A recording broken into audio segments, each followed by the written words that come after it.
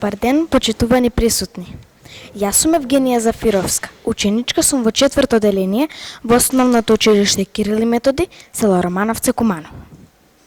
Денес го одбрав расказот Нашата банда против вештерката од книгата Момчето молња од писателката Јагода Михајловска Ѓоргиева. Во овој расказ се зборува за бандата на Ведан. Главни јунаци во книгава се Ведан, Мите, Цветан, Величе, наставничката и старицата. Настанот се случува во Скопје, во населбата Капиштец. Еден ден, кога наставничката влегла во училницата, веднаш им се обратила на учениците дека треба нешто да разјаснат. Но чукањето на вратата ја решило дилемата.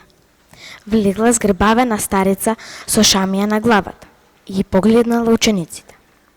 На Ведан и неговата банда им било јасно зошто дошла старицата.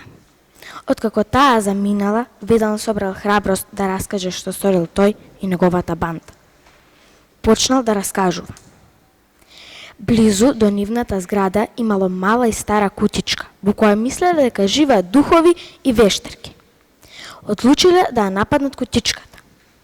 Кога ја нападнале кутичката, со камење го скршиле прозорецот на старицата. Старицата излегла и сите се разбегале.